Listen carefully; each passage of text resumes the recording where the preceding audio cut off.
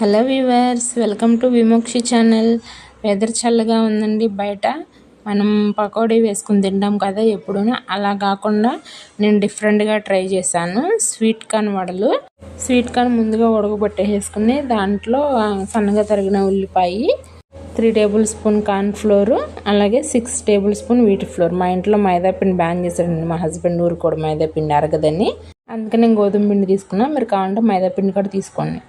దీనిలో రుచికి సరిపడా ఉప్పు, కారం వేసి సన్నగా తరిగిన కొత్తిమీర వేసి 1 టేబుల్ స్పూన్ అల్లం వెల్లుల్లి పేస్ట్, అలాగే 1 టేబుల్ స్పూన్ గరం మసాలా, సన్నగా తరిగిన కరివేపాకు వేసి ఈ పిండి మొత్తాన్ని బాగా కలుపుకోండి. దీనిలో కొంచెం వాటర్ యాడ్ చేసి పిండిని కొంచెం గట్టిగా కలుపుకోండి, వడకి వచ్చేటట్లుగా. పలసనైతే వడ రాదండి. ఒకవేళ మీకు పలసనైతే కొంచెం గోధుమ పిండి యాడ్ చేసుకోండి. ఒక ఉండలాగా తీసుకుని ఇలా చేసాను చూడండి. కన్సిస్టెన్సీ అనేది వడకి ఇలా ఉండాలి. ఎక్కువ స్వీట్ కార్న్ వేసుకోండి, టేస్ట్ బాగుంటుంది.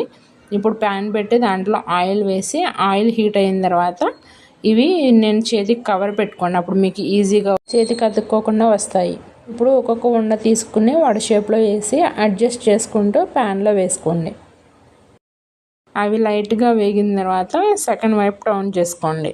చూసారు కదా, ఇగోండి స్వీట్ కార్న్ వడలు చాలా బాగుంటాయండి. టేస్ట్ కూడా డిఫరెంట్గా ఉంటుంది. మీకు మనం నార్మల్ పకోడీలు, వడలు ఇట్లాంటివి కాకుండా ఒకసారి డిఫరెంట్గా ట్రై చేద్దామని చేశాను. మీరు కూడా ఒకసారి ట్రై చేయండి. మీకు కూడా ఎలా వచ్చిందో కింద కామెంట్ సెక్షన్లో కామెంట్ చేయండి. ఇవిగా చూడండి, ఈ గోల్డెన్ కలర్ వస్తే సరిపోతుంది. క్రిస్పీగా ఉంటాయి. మా హస్బెండ్కి అయితే ఇచ్చేసానండి.